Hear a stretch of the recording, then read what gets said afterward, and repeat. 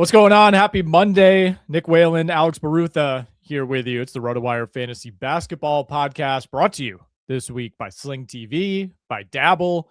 We'll tell you more about both of our presenting sponsors later in the show. You can find all the info, of course, in the episode description.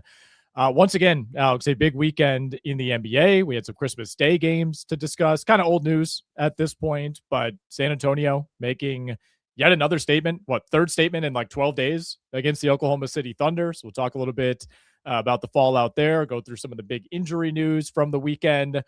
We have both injury and trade news in Atlanta when it comes to Trae Young. Hawks are now 0-6 since Trae Young came back. The defense has been about as bad as you would expect. They were involved in the 152-150 game with the Chicago Bulls. That's never a great sign. And then, we get rampant reporting earlier today that, Atlanta is indeed interested in trading Trae Young. There was also a separate report that apparently the Mavs want to trade Anthony Davis to the Hawks, but they don't want Trae Young back. Is this the first time ever that we've seen a team announce that they want to trade one of their own players to another team without confirming that team's interest? Right. Yeah. It seems like it. Yes. That's the point we've gotten to with the trade market, Anthony Davis's value, Trae Young's perceived value. Yeah. It's all over the place. Yeah. So amid all this, Trae Young is not going to play tonight against OKC due to a right quad contusion. Last I checked, the Hawks were, I think, 17.5-point underdogs against the Thunder tonight. They will also be without Jalen Johnson. Yeah, number is still at 17.5. Thunder are minus 1,200 on the money line, which is a ridiculous number to read. But still no Porzingis, obviously no Young, and no Jalen Johnson. We try not to do too much like real life trade speculation on this pod. We try to keep it to fantasy as much as possible. It's felt like things have been trending this way for a long time. I think for at least 2 or 3 years, a lot of people had kind of made up their mind that yes, Trae Young is a very good individual player. He's a great fantasy player. It's really hard to build a roster around Trae Young that's going to compete with the 2 or 3 best teams in each conference. They're 2-9 overall with Trae Young in the lineup. They went 13-9 in the 22 games where he was out earlier this season. Is there a landing spot that makes sense? Do we have to default to the Kings might do it because of course they would. Milwaukee's going big game hunting. I think this would qualify. Yeah, I think it would qualify. Yeah, for Milwaukee, would feel a little desperate for sure. I mean, I think part of the problem with trading for Trae Young is the issue that we're seeing with Atlanta right now, which is your defense is going to suffer big time. And I don't want to say it doesn't matter who you put around him, but the Hawks have surrounded him with Dyson Daniels, who's an elite defender, Onyeka Okongwu and Kristaps Porzingis, who are great rim protectors. I mean, Jalen Johnson maybe has taken a step back defensively as he's done more offensively, but Nickeil Alexander-Walker. So it's if you're trading for Trae Young, I think your two situations are just A, desperation. So Sacramento, Milwaukee to an extent, or B, your defense you have a great defense, right? And you're willing to at least take the gamble of bringing on Trae Young to try to boost the offense a little bit, which is a situation that ironically Dallas is in. Yeah. That's what I'm saying. So is there not a my problem for your problem trade there? I mean, honestly, it seems like there might be. Yeah, you would think so. I mean, obviously, I think Atlanta doesn't want. I mean, Atlanta would probably have to deal Porzingis in that. I don't know. He's on a 1-year deal anyway. It doesn't really matter. You might be able to reroute him. Right. But yeah, I mean, if you can add Anthony Davis to a front court that already has Onyeka Okongwu and then the rest of the team, I mean, that'd be a formidable team in the East. Yeah, that would be a very interesting deal. I don't know if I would like it for either side, and maybe that means it's an even trade. Dallas has this glut of big men. Anthony Davis is considerably older. He has a worse injury track record than Trae Young. But yeah, that would feel like kind of just a throwing things at the wall type of trade for both teams. Like Dallas, I don't really know what the direction is. At least you got Cooper Flag, who looks like the real deal. I think Atlanta expected to be better this season. That's the thing. I think that's why there's a little bit of I don't know what the right word is. I was going to say fear. It's not really fear, but urgency. That's the word I was looking for. A little bit of urgency for Atlanta, because I think they look around like a lot of teams in the East and say, okay, Cleveland doesn't look all that good. The Knicks are very good, but beatable. I think they thought they would be a team that was pushing for a top 3 or 4 spot in the conference. That's also what I thought. And, Trae has not been helping them win. Yeah, but I mean, Porzingis being out for a significant portion of the season matters a lot, right? I mean, I think it's part of the equation of like, can Atlanta be one of the best teams in the East? Involved Kristaps Porzingis like playing games for them, Right? And without that, yeah, they're just relatively, they're just a pretty average team. They haven't got the development that they've wanted out of Risa Shea, who is also apparently available, not surprisingly. So yeah, they have some stuff to figure out. I don't blame them for wanting to move on from Trae Young if he's not helping them in a significant way. Yeah, I think they thought they would be like right where Toronto is right now, which is not, we're knocking on the door of winning the finals, but hey, we're in that next tier, right? I don't think 24-8 Detroit Pistons was going to be on the table, but a 19-14 Toronto team sitting in fourth in the East, I think they thought they would be in that mix. Atlanta right now occupying the 10 spot in the Eastern Conference, sitting at 15-18. Andy in the chat chimes in and says Orlando should try to trade for Trae Young. He suggests a Jalen Suggs, Goga Batadze, Jonathan Isaac, the minister, for Trae Young.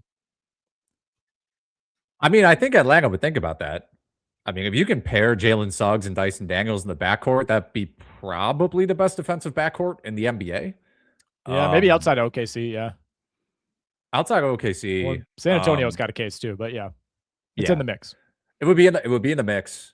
And I mean, for Orlando, obviously they've been, I mean, on one hand, it feels like they've been disappointing, but they're also 18-14. I think a lot of this is just like Paolo has been really disappointing. Yes. And it's made the Magic feel worse than they're actually playing. Yeah, it's been a rough stretch. I have Paolo on my list of things that I wanted to talk about here. So last 3 games for Banchero, he's playing over 34 minutes. So there's no like blowout caveats here. These have all been competitive games for the most part. He's averaging 12.3 points, 5.7 rebounds, 3.7 assists, 41% from the field, 0 for 4 from 3. We talked either last week or the week before about, the 3-point shooting will come around. It is not. So far, he's kind of just stopped taking them over the last week and a half, which is a little bit concerning. So since returning, we now have 10 games, and 2 of those he faced a minutes limit. So keep that in mind. But 10 games, 33 minutes per game, 17.5 points, 7.5 rebounds, almost 5 assists. That's great. Giving you nothing defensively. Massive drain on field goal percentage, under 40% overall. He is shooting 19% from 3 in that span, 74% at the line. Like you mentioned, the shooting hasn't gotten better for Banchero, which is a problem. I mean, the spacing on Orlando is still a problem, but like it just hasn't felt like he's taken meaningful steps forward, as like a playmaker either. He hasn't turned into like a LeBron type where he's able to just run the offense every play and get to the spots he wants and make plays for other people with the ball in his hands. His post game hasn't really developed either. So man, it's been a rough go. I think he'll be better than this, but it's not been a strong season for him. Well, to bring this back around to fantasy, and I think they're different situations, but we could talk about Paolo and Trae together. If you are a Trae Young fantasy manager or a Banchero manager, are you looking to get off either of these guys? Like, I think Trae is still more tradable because the assist numbers at least have still been there, but is there the fear of, operating in a different role, in a different landing spot? And Banchero is kind of a separate discussion just because he's straight up playing badly with Wagner out of the lineup. But if you have either of those guys, are you interested or can you move off of them? I'm sure you can move off of them. Find someone that's relatively high on both guys. I almost feel like I have more faith in Trae Young. I don't like saying that, but if a team trades for him, I don't think you trade for Trae Young and then try to make him like your third or your fourth offensive option. I mean, that only makes his defensive issues worse, because he's not giving you as much offensively. So I think if a team were to trade for him, he'd still be their first or their second option. Yeah. Banchero, I mean, honestly, at this point, it just feels like it's kind of Franz's team and Baines to an extent. Like those guys are a lot more effective offensively so far this season than him, which is an issue. Yeah, I think with Paolo, obviously you could trade him. There's still plenty of name value there. It hasn't been as catastrophic, I suppose, in points leagues. Still hasn't been great But the category leagues where he's killing you in the percentages and not giving you any defense, that's where you're really suffering. You're just gonna have to take such a loss that I wouldn't even try to trade him right now. It's like you're still starting him. You still know he's capable of giving you 38, 10, and 7 in any given night. And maybe you wait for one of those weeks where he does feel like he's turning it around. But then you have the dilemma of, okay, wait, is he actually turning it around? Do I want to give up on him now? Or do I try to sell when his value is relatively higher? But I think right now is probably as low as it's going to be at any point this season. I think so. I mean, he's not even averaging 20 points a game right now, and he's not doing it efficiently either. So it's hard. It's hard for me to imagine his value being lower, especially like you mentioned, coming off 3 games where he's been under 15 points. I want to talk about the red hot LA Clippers in just a moment. But before we do that, we got to tell you about a couple of our sponsors. We're brought to you by Sling. Are you tired of paying for live TV you don't watch? With Sling, you get all the live sports, news, and entertainment you want, only when you want it. Get your hands on a 1-day, a 3-day, or a 7-day pass from Sling starting at just $4.99. You get over 30 of your favorite channels for the best price. You can stop overpaying for full-time live TV. Sling has a pass for any occasion. Is there a big game you want to watch tonight? Just grab a 1-day pass for $4.99. If you want a full week of live TV for one low price, you can get yourself a 7-day pass. For all those weekend watchers out there, you can enjoy live sports, news, and entertainment from Friday morning to Sunday night with a 3-day pass. Only Sling lets you watch when you want, so you only pay for what you watch. Get live TV for the day, the week, or the weekend, your choice, all for a great price. Watch live TV on your terms, starting at just $4.99. Sling lets you do that. We're also brought to you by Dabble, and Dabble is not, I want to be very clear, not just another DFS app. It's the ultimate social platform where you can connect with other fantasy sports lovers. Dabble lets you win big. We're talking up to 5,000 times your money this NBA season. And starting with Dabble is easy. New users, you get $25 free just for signing up. No deposit necessary. Check out the link in the episode description below to download Dabble. You can find the info on Sling TV as well in that episode description. All right, LA Clippers, they won 4 in a row. Kawhi, first 50-point game of his career last night. Like, initially, I was surprised to hear that. And then I was like, actually, scoring 50 is not a very Kawhi thing to do. But incredible game by him last night against the Detroit Pistons. Clippers win that one 112-99. Kawhi goes 17 of 26 from the field, 5 threes, 16 of 17 at the line, 11 rebounds, 5 steals, 3 blocks. One of the better individual fantasy performances we've seen this season.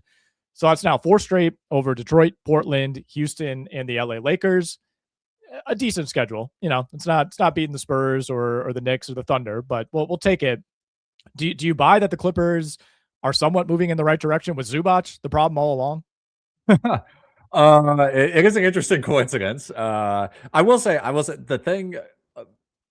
I mean, Zubac is better than Brook Lopez. Yes, but I think when you have older playmakers like Harden and Kawhi, there is that advantage of having a floor spacing center out there. The pick and pop, where then there's not an extra defender in the lane. The game just becomes easier, right, when you play 5 out.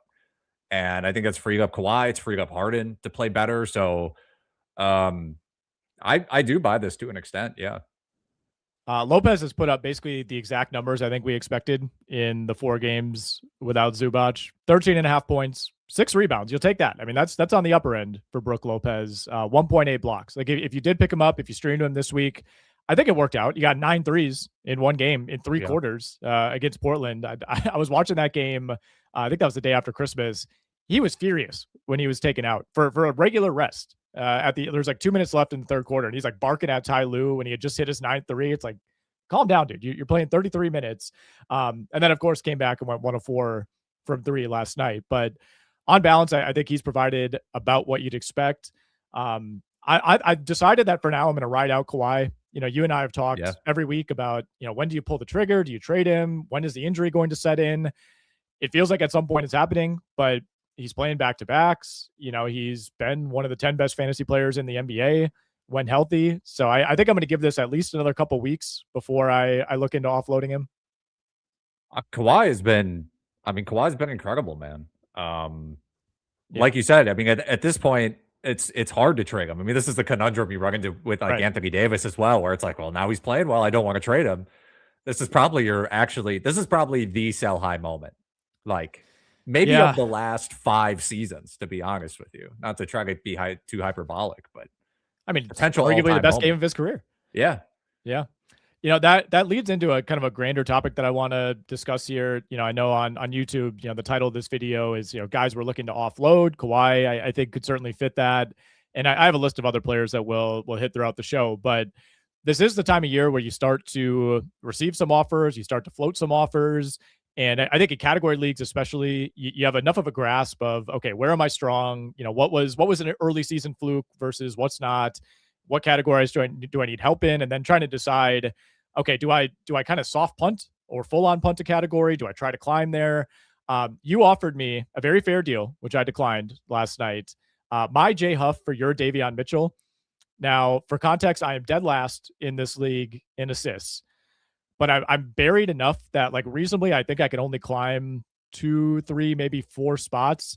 So I'm prioritizing trying to climb in rebounds, where it's a lot more attainable to move up like 5, 6, 7 spots, and blocks as well as steals to a lesser degree.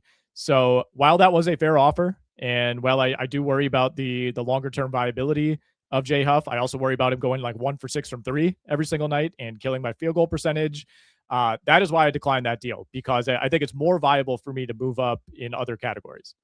Yeah, I mean, I think Huff is a better fantasy player. I mean, I think on the surface, most people would rather have J Huff than Davion Mitchell, but it was a category play. I need blocks. I'm last in blocks. Right. You're last in assists. I figure we just do the swap. Potentially it works out. Yeah, I mean, this is that time of year. I usually go about a third of the season before I start making trades and waiver wire additions that are almost based purely on a category need. Yep. For example, like I picked up Sam Merrill and dropped Trae Jones. And I think there would have been a lot of people who would not drop Trae Jones in a 15-team league. They'd be like, I can't drop him. But I'm first in assists by like 200 or something. Yep. And I'm third to last in threes. So to me, that's swap that makes total sense. Yeah, exactly. And you and I we play in a lot of category leagues. I think it's a little bit easier to diagnose, your team needs in that format as opposed to a points league. And it also becomes kind of fun. Like, it makes it easier, I think, to draft up fair trades. Like, something I've been considering floating out there. I believe it's our guy, DJ Trainer, who has this player in this league. Like, again, I need rebounds. I need, just a baseline number of blocks. But I was thinking about if I try to offload Kawhi, could I do Kawhi for Jalen Duren? Oh, I mean, I would rather have Duren. Right. But if DJ is chasing upside, he needs everything. He needs everything, he's in and like he needs 13th. If there's almost no chance for him if he doesn't do something big, then I think that's a trade you would have to consider. In that case, yeah, I think it's fair. Yeah, so that's one that I'm kind of keeping in the holster for now. Part of it is also in this league, I've still yet to have a full week with my actual roster, because Tyler Herro refuses to play, and that's kind of another news item. I wish we had more news on this. I think he heard it in warmups 2 weeks ago. Like, he was not on the injury report and then was scratched last second. Has not played since then. We got like a non-update over the weekend of, he's making great progress, but he also has no timetable. I'm just bracing for the Shams tweet of like he's going to undergo surgery or something like that. I hope that's not the case. I hope we can believe Eric Spoelstra and he actually is close to returning. But he's already been ruled out tonight. I'm not putting him in my lineups in weekly leagues this week. It's been kind of a disaster. I guess the nice thing is I do have Norman Powell, so at least I'm reaping the benefits of Herro not being out there. But have you heard anything on this? Do you have Herro on any teams? It's been extremely frustrating, to say the least. Yeah, I don't have Herro on any teams. Miami is kind of dodgy with their injury reporting, and not necessarily like always in a bad way. Sometimes they'll say like, oh, they have no timetable, and then they're back like 4 days later. Yeah, right. So I'm not quite ready to sound the alarms on Herro yet. Okay, good. Well, I'll take that as some degree of solace. We did have a Kon Knueppel injury over the weekend. Right. That was a tough one. Doesn't look like anything too serious. X-rays were negative, but your classic just roll of the ankle. That's happened to just about anybody who's played basketball. Already ruled out tonight against the Bucks, but they are calling him day to day. So could play as soon as Wednesday against Golden State. Then they have a back-to-back Friday, Saturday at Milwaukee, at Chicago. I would be somewhat surprised if he ends up playing more than 1, maybe 2 games this week, especially with that back-to-back to end it. But does look like he's dodged anything serious. And I mean, even in the game where he went down, he he basically got injured, like early in the second quarter, 16 points, 4 or 4 from 3. I mean, this is I feel like it's starting to pick up the rightful amount of buzz. But for a while there, I'm like, we're witnessing one of like the 10 best rookie seasons in a really long time, and nobody's talking about it outside of the fantasy world. I mean, this has been insane, man. It's been insane. He is just obviously the spot up shooting has been incredible, right? But it's just the versatility. Like he's able to do everything out there. They can run him as like they can have him set picks and he can roll to the rim and he can make the right play, or he could shoot a 14-footer and he's a good passer and rebounder. And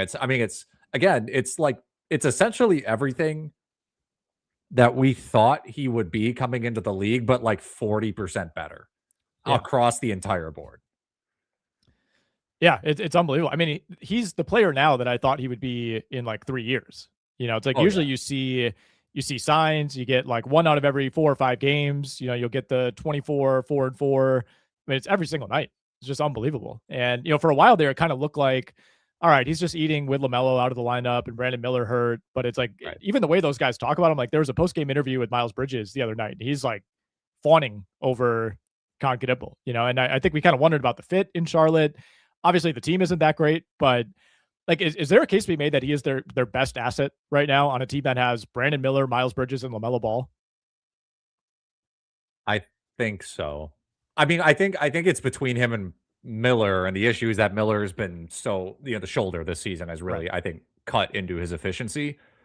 But I think there's a decent chance, if you surveyed, I don't know how many people or GMs, that probably at least half of them would say that they'd prefer Knueppel over Miller. Well, the other part of this too is the other 3 guys all have baggage. It's like Brandon Miller, there was, some controversy over what exactly happened at Alabama, but it wasn't good coming into the draft. LaMelo is LaMelo. None of that has really calmed down. And obviously we know the history on Miles Bridges, right? It's like, not only are these guys questionable values as basketball players, but, they have character concerns. I think that could ding their value outside of that. But yeah, hopefully he's back soon. That's a shame, really, any game that he misses. He's become one of my favorite players to watch. Any other players across your most important teams where you're starting to take a look at how you stack up and you're wondering, all right, should I offload this guy, whether it's for performance or future viability reasons, or more just a category for category swap like we talked about? Well, I do have Nurkic in one league. That's hard because everybody knows the situation with the Jazz. I mean, this is the issue with a lot of these guys. There's a handful of guys we can bring up. I think most people in your league understand the risks. Nurkic is a guy, like, in terms of higher level guys, I don't roster Michael Porter Jr., but if I had Michael Porter Jr., I'd be thinking about what can I get for him? Marketing, obviously, with Utah. I don't think I'd actually be that worried about like Kyshawn George, for example. I think they'll just let him play. Yeah, hopefully, because he is one of their younger guys.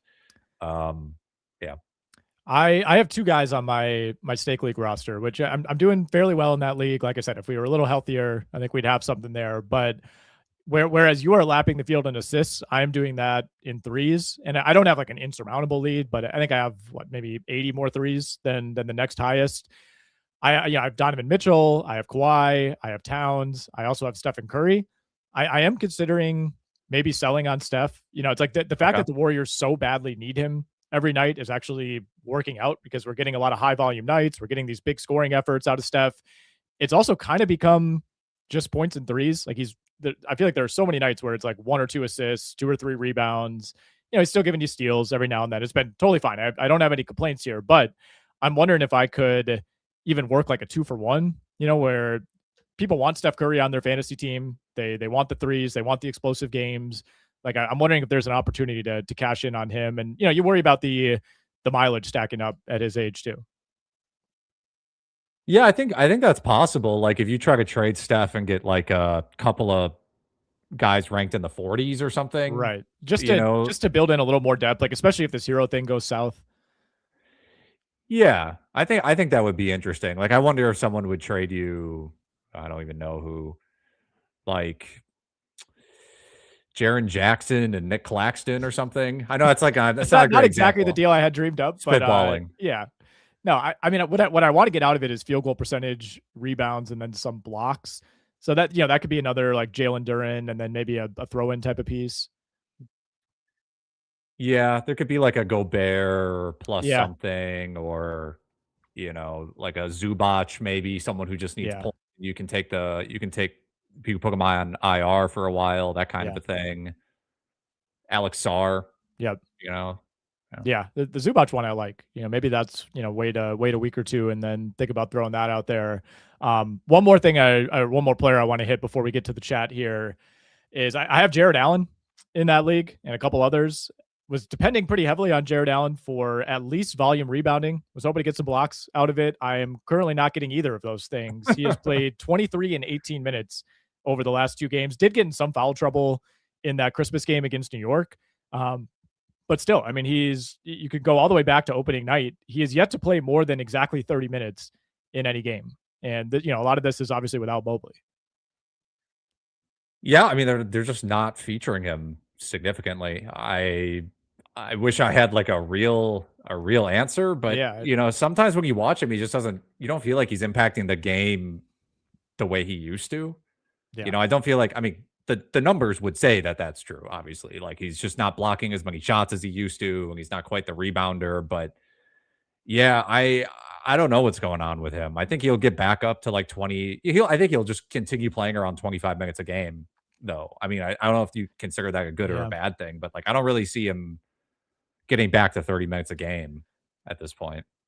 No, and before that loss to Houston the other night, Cavs were playing a little bit better. They ultimately blew a lead on Christmas, but we're up 17 in the second half in that game, and they at least seemed like they had emerged from like the rock bottom of losing to Chicago and struggling with Charlotte. But yeah, I think they're still looking for answers. We're seeing a lot of Jalen Tyson. Like that's where my rebounds are going. He's playing really well. But yeah, you're right. I watch the Cavs a decent amount. There are also nights where I'm just checking in on the box score, and it feels like every single first half, you're scrolling through and it's like, all right, 1 for 2 from the field, 2 rebounds for Jarrett Allen. Just not a priority for them right now. All right, let's go over to the chat here. We got some good questions stacking up as always. Hey guys, I dropped Jeremiah Fears for Bilal Coulibaly. I'm in 10th in a 12-team 9-cat league. Fears' field goal percentage was really hurting me. Was this the right move? Yeah, I don't mind dropping Fears. I mean, he had a great game against Phoenix, but that was also Alvarado got kicked out of that game. He sure did. And Poole only played 14 minutes, and Fears have been trending down. So I don't mind taking a chance on Coulibaly. I'm not necessarily super high on Coulibaly, but he has got 3 good games under his belt, increased volume in terms of scoring. The minutes have been there. So yeah, I think that's fine. I think for your specific needs, yeah. I mean, even that 19 and 8 game for Jeremiah Fears, that was 7 of 19 from the field, so 18 points on 19 shots. The consistency from the first month of the season has started to wane a little bit, and part of that is having Zion back, playing off the bench, having Jordan Poole back in the mix. Trey Murphy stayed healthy. Herb Jones was out there for most of those games, so he definitely was eating while they were shorthanded, and they probably will be shorthanded at times the rest of the way, but. It's definitely fallen off. Like he felt like one of the bigger steals early on, and as is the case with a lot of rookie guards, started to deal with the inefficiency. All right, next question. Hi guys, is Grimes and Turner a drop in a 9-cat 12-team league? So Quentin Grimes and or Myles Turner, are we dropping? I don't think so. We do this dance with Turner every week. Yeah, I would like to hang on to him personally. It's still not been great. We'll see. I think the thing is you can construct. The issue is I feel like I continue to construct narratives and excuses for Turner, where it's like, oh, Giannis is out, like he has to play better, and then it's like he plays terrible, and then it's like, well, Giannis is back, so maybe that will help. It's like I honestly don't think he'll be much better than this, but I also don't think I could drop him. As always, it depends who you're dropping him for. This is a 12-team league, so I don't think there's probably insane value on the waiver wire, but maybe. Last 6 games, he's given you 12 points, 5 rebounds, and 3 total blocks. And playing increased minutes by his standards during that time. Giannis missed all but one of those.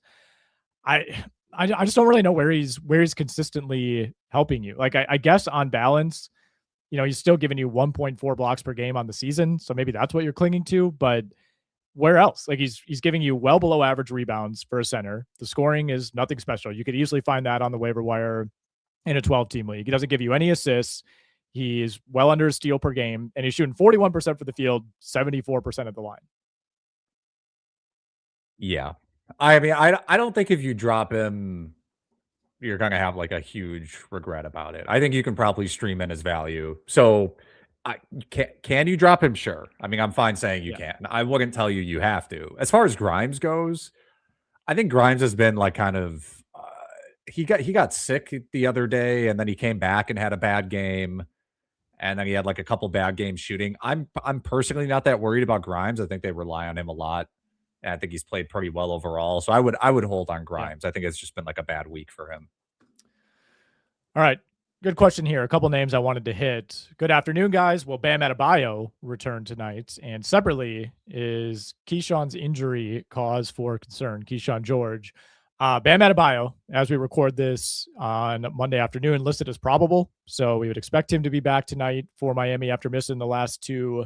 And then Kyshawn George already ruled out for tonight. That will be his second consecutive absence. Had been pretty up and down for the last few weeks, even leading up to this. You had a nice game against Toronto the day after Christmas, had a splash game against Memphis a few games before that. But a noticeable downtick in consistency for him in the month of December. Yeah, I mean, I think in terms of the injury, he was questionable initially for Sunday's game, which I think is a good sign. And then they had a back-to-back. I mean, they're playing again tonight. So I'm not that worried about the injury. But yeah, in terms of the consistency and like general level of play, the shooting percentage has decreased. Hasn't played up to the level as he did earlier in the season. But honestly, like you're still getting the rebounds and the assists and some decent steals and blocks. It's just been a little slower. So, and as always, everybody with the Wizards, all these young guys continue to say it. Like after the trade deadline, is McCollum going to be there? Is Middleton going to be there? Right. Is Kispert going to be there? Like, so I think these guys will have more usage, more runway to put in work. Would you consider dropping Grayson Allen and streaming his spot? So he's already been ruled out for tonight. Unfortunately, a good matchup against the Wizards. That'll be 6 in a row, and I believe he will now have missed 14 of the last 19 for Phoenix. So do you cut bait? Do you stream it? Do you hold on to him? Keep in mind Jalen Green allegedly coming back at some point, maybe in the next 2 weeks. Maybe allegedly. We'll see. Yeah, Cam Thomas style hamstring injury for him. I think I would hold on to Grayson. He's been so good this year, and I know Jalen Green coming back will hurt him, but Allen's been giving you top 75 value this season, and the injury is frustrating because we don't know when he's coming back, but I think he's too good to drop. All right, here's a good 2-for-2 trade question. Got offered DeAndre Ayton and OG Anunoby for Norm Powell and Jrue Holiday. Thoughts? I think I would rather have Ayton and OG. Yes. Yeah. I mean, I value OG the most. Jrue Holiday, I mean, he was playing really well before he got hurt. I don't know if I necessarily trust it to continue. Mm-hmm. Portland's also 13 and 19. At some point, they might have to consider pulling the plug a little bit. And Norm Powell is going to be affected when the entire team is healthy, right? When Herro's healthy and stuff like that. Yeah. So. Yeah, that's the thing. I mean, I think this becomes a lot more interesting if we knew Tyler Herro was going to be out for, I don't know, another month or two. Then Norman Powell, I think, could continue to do what he's doing. Powell's been awesome. There's no question about it. I mean, it is mostly scoring threes and then really good percentages, almost 48% from the field, 86% at the line on high volume. He is giving you over a steal per game. So no complaints there. But yeah, I think Ayton and OG, Jrue to me is the biggest liability in this trade. So I would take the Ayton and OG side. All right. I have an abundance of assists. I have an offer of Mobley for Trae Young. Take it or wait for a better return. Could he explode if traded to another team? Could still use his threes and scoring. So this ties in a little bit to what we talked about earlier with Trae Young. So basically this guy is in the same situation as you. He's lapping the field in assists, thinking about unloading Trae Young because of it. Would you take Evan Mobley for Trae Young? I think I would, yeah. Yeah. I mean, they're both to some extent underperforming. But I also, I could try like like I have De'Aaron Fox Sure. on my team. If someone offered me Mobley, I would take it. I would trade Fox for Mobley. Okay. In my situation, because I'm so assists, I'm so high in assists. So I think in your case, this trade makes total sense. All right, we got a 12-team 9-cat. Someone dropped Jakob Poeltl. Is he a pickup? It's a 2 IL league, and I already have Anthony Davis and Zach Edey in the IL spots, currently 7th in the standings. All right, this is good context. I like when we get, where are you in the standings? Because I think that does matter. So basically, would you pick up Jakob Poeltl? We'll see about the IL spot as far as AD goes. He was, quote, spotted at shoot-around. He's in the building earlier today, so probably not a long-term absence, but obviously you always kind of earmark one of those spots for Anthony Davis. The Poeltl thing, I don't know. I'm still holding on to him, but our league is a 15-team league, which is a little bit different. If I was in a 10 or a 12, I probably would have dropped him by now. Yeah, I think in your case where you have, Edey is clearly better than Poeltl, and you're not going to do anything with AD. I don't think in your case I'd pick Poeltl up unless maybe your streaming spot, like if you have a streaming spot on your bench and it's just filled with kind of a nobody.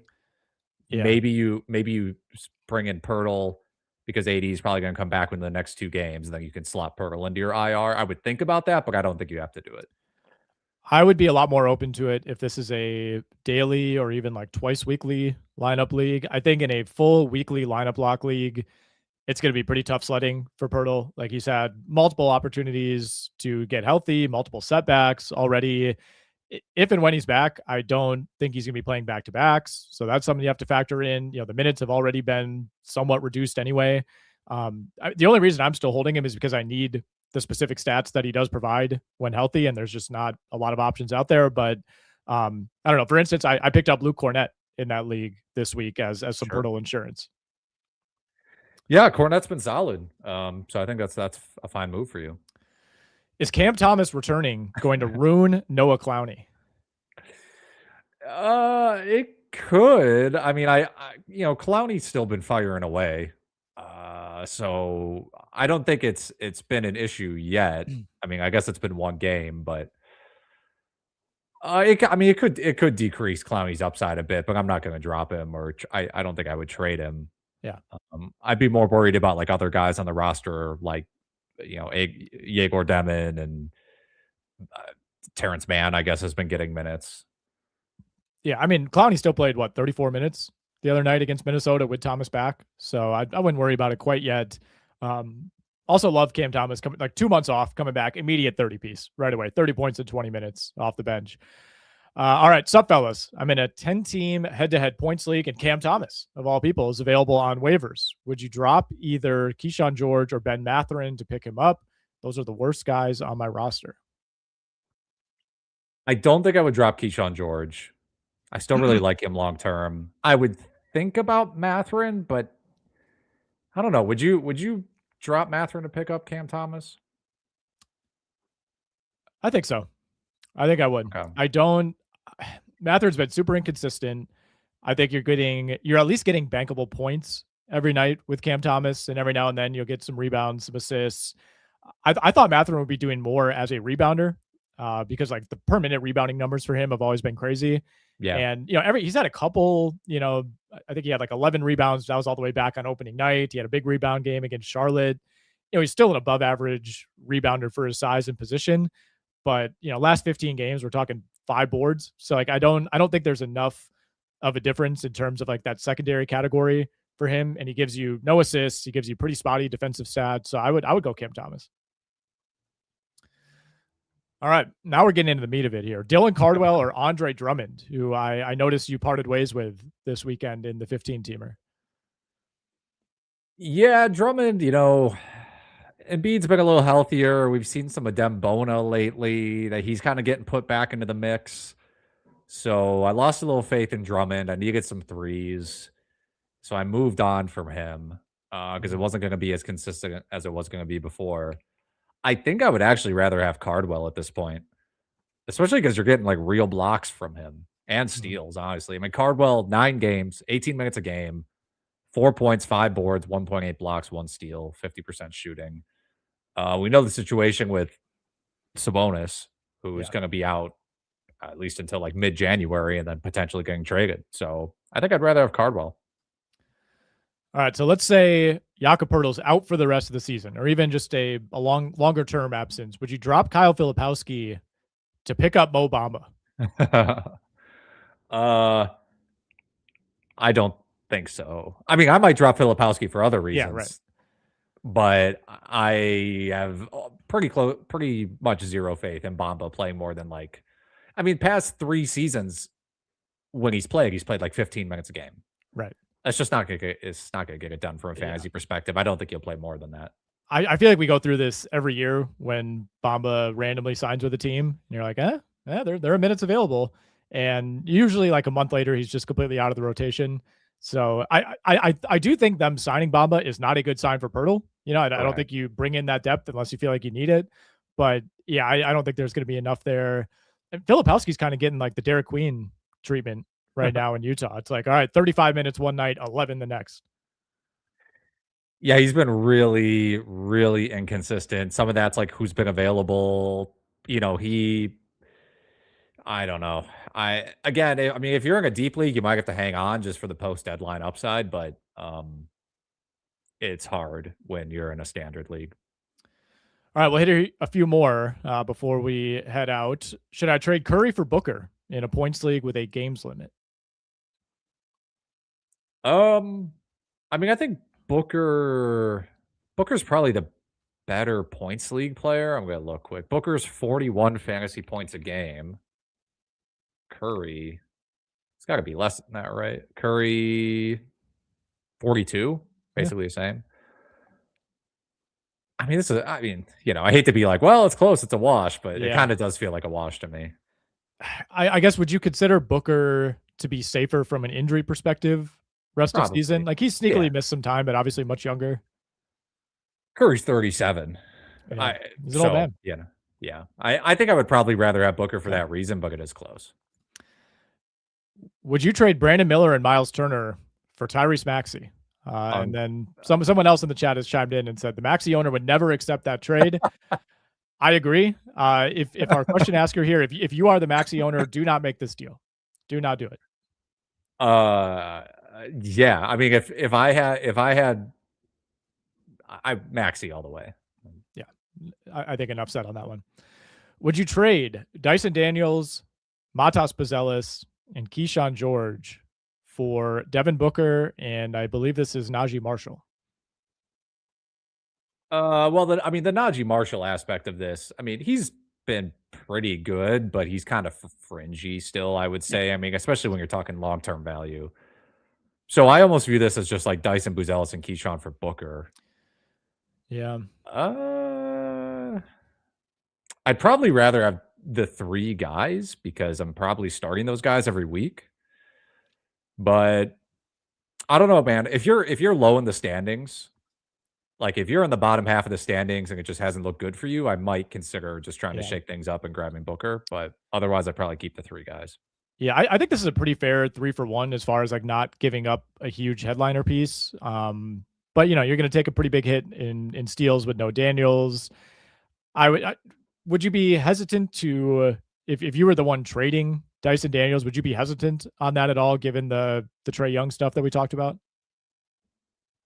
I'd be a little hesitant. He wasn't like amazing though, you know. But yeah, I'd be a little hesitant. I mean, I think Dyson's trending up. Buzelis is probably also trending up depending on what the Bulls do at the deadline. Kyshawn trending up at the deadline. So yeah, I mean, it's a tough deal to make. Like I said, I think I'd rather keep the 3 guys. All right, we're back to Myles Turner corner. If Turner is traded to Golden State or somewhere else, will he pop off rest of season? I don't want to regret dropping him. Has there been any Turner to Golden State buzz? I haven't seen that, but not that I've seen it actually kind of makes sense because they're not getting what they wanted out of Al Horford, at least just from a health perspective. And Quentin Post is fine, but like you'd rather have Turner than Quentin Post. I don't know what the Bucks would be getting back in that deal, like Kuminga. Is that Kuminga? I don't know. Yeah, that might be a Kuminga, right? Yeah, I don't know. which I wouldn't necessarily hate from a Bucks perspective, to be honest. I don't know what the Bucks are doing at center at that point. Maybe they get Post back in the deal. Jericho Sims. Or Horford. Yeah. 82% from the field. Man. I don't really think there's a to put a bow on this. I don't think there's a Turner pop-off scenario. Like that's the best line we've had of the season, I think. I just don't think there's a situation that Turner gets put into that he plays like where he's putting back. He's not capable of popping off. I don't think he's capable of popping off at this point. No. Okay. Yeah, fair enough. All right, very interesting deal here in an 8-team 9-cat league. Jokic and Kevin Porter Jr. for Wembanyama and Maxey. What side are you on? Oh my God. This is a blockbuster. Yeah. I'm pretty sure the numbers would tell you that you have to do the Wemby and Maxey side. I think so. I don't know if I had Jokic and KPJ that I could do it. I know. I wouldn't want to give up Jokic. I mean, KPJ being in this is awesome. That's like that meme of like the dragons, where there's like 3 serious dragons and then the one doing like a silly face. Yeah. It's a good deal though. It's making me think about it. I guess Wembanyama from a health perspective, they keep hammering home like the minutes limit. We're going to be doing this all season. Like that worries me a little bit, but Maxey is still such an appealing piece. Jokic is like the number one guy I would be scared to trade away. Like the numbers are insane. The consistency, never misses games, no weaknesses. I think I would stick with Jokic. Like KPJ is just kind of secondary to me as part of this. The thing is, at the end of the day, he's still the Bucks like second option. Yeah. So Giannis stays, Giannis gets dealt, whatever.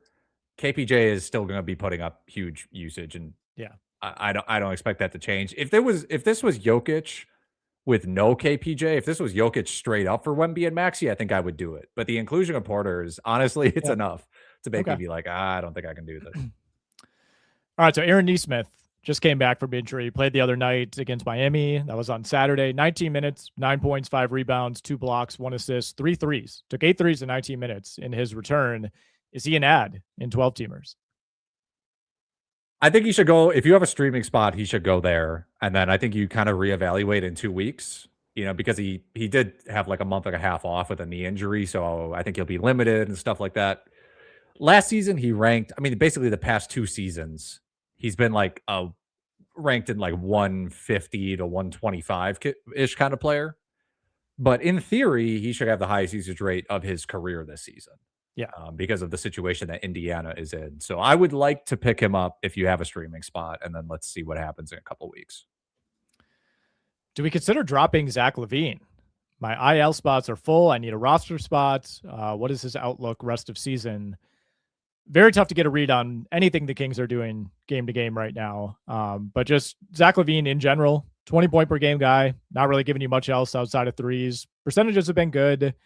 Could be traded. He is big game after all, so could find himself in Milwaukee. But would you regret dropping Zach LaVine? It's hard for me to drop a 20-point per game scorer. I know.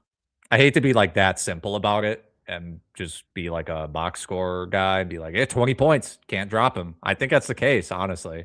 And I do think we joke about LaVine being big game, but I do think there will be a team out there that will probably convince themselves that they need to make this move and they need to get LaVine.